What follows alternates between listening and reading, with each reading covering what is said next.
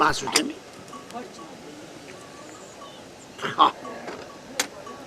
برای چایی اونم تشه سر چایی به هر حال نماشون و قلقل کتری و چرکچری که کتل و اینجا هنیشتن و 6-7 کتری رج حتما چایی چسبنه، چایی هم واقعا چسبنه، نوش جان شما.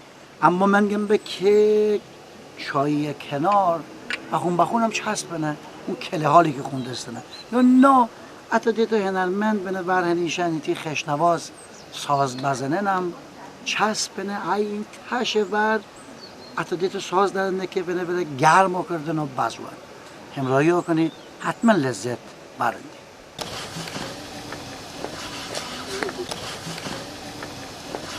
دسرکوتن سازی که همه جای ایران وجود داره، بعضی از جاهای دنیا هم وجود داره به همین شکل شمایل.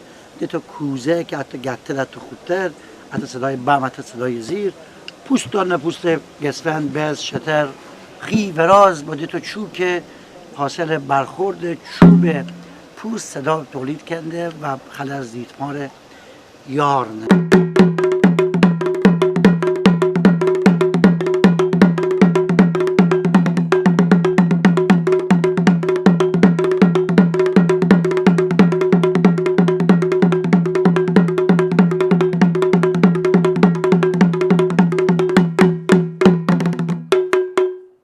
این دیتا هنرمندی که شما وینی وشونه نوار خون بیان بوزگارش منزل داره بشنویم مثل سجاد پاریافلا از کلاس 4 چوبن دست داره، دسرکوتن من دست داره، زنده جشنواره لیله مقام دانه، جشنواره کشوری مقام دانه. مهمتر این که حتی خاله شاگرد پرورش شده.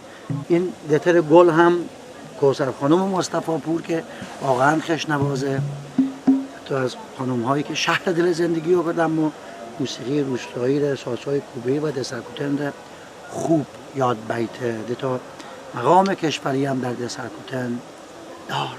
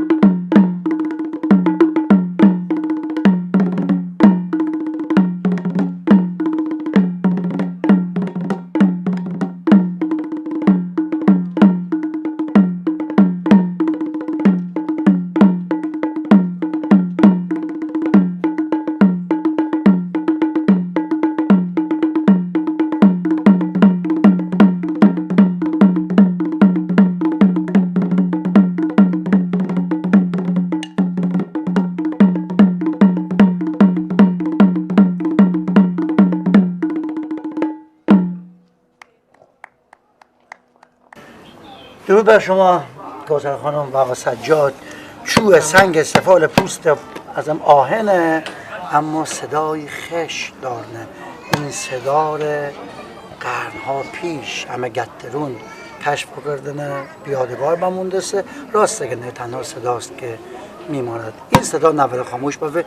درود بر شمایی که این صدا رو وازندی نفس دنی جان دنی تا همچنان روشن.